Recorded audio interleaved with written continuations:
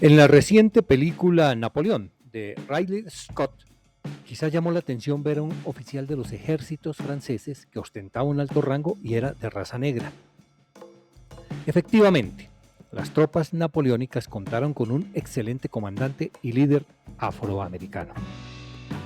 Se trata del general Tomás Alexandre Dumas, nacido en 1762 en la colonia francesa de Santo Domingo, hijo del marqués Alexandre David de la Pailleterie y de la esclava negra Marie Cécile Dumas.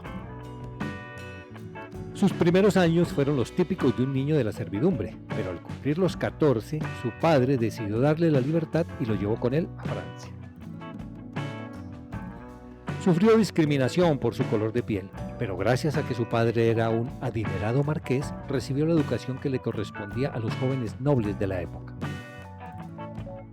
En 1786 tuvo una disputa con su padre y este lo desheredó. Entonces decidió ingresar en el ejército francés, al cual entró como soldado raso. Para proteger la reputación aristocrática de la familia, cambió su nombre usando el apellido de su madre, Dumas. Gracias a sus grandes dotes militares, pues era un excelso espadachín, además de su valor y coraje extraordinario, rápidamente fue ascendiendo en el escalafón militar. Su presencia imponía respeto, pues medía 1,85 metros, estatura muy elevada para los estándares de la época. Dirigió famosas cargas de caballería durante la campaña de Italia, lo que le valió la admiración de Napoleón y el temor de los austriacos, quienes le bautizaron como el Diablo Negro. Participó luego en la campaña de Egipto, destacándose en las batallas de Alejandría y las Pirámides, donde dirigió la carga de caballería contra los mamelucos. Sin embargo, su relación con Napoleón se fue enfriando. Al parecer porque el general Dumas criticaba abiertamente algunas decisiones del futuro emperador de los franceses. Se dice que una vez le dijo: por la gloria y el honor de la patria yo daría la vuelta al mundo, pero si solo se tratara de un capricho suyo no daría un solo paso. De regreso a Francia, pasó la baja del servicio activo y se estableció en la población de Villers-Cotterêts junto a su esposa y sus 3 hijos. Se había casado en 1792 con Marie-Louise Labouré, hija de un posadero de dicho pueblo. Lo cierto es que Napoleón no se portó bien con él, pues fue quien le obligó a pasar a la reserva y se limitó a concederle la pensión de un general, sin reconocerle los atrasos que se le debían por su participación en la campaña de Egipto.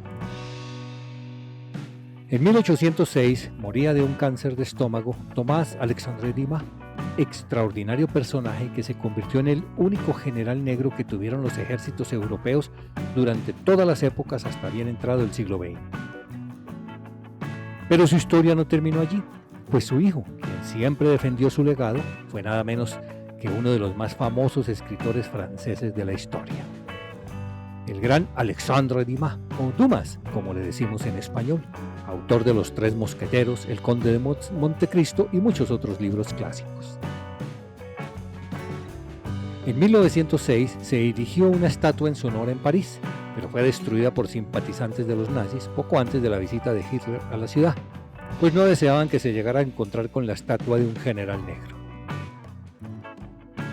En abril de 2009 se inauguró un nuevo monumento en su honor. Su nombre figura en el muro sur del Arco del Triunfo. Gracias por ver este video que forma parte de las series de Maus Barda.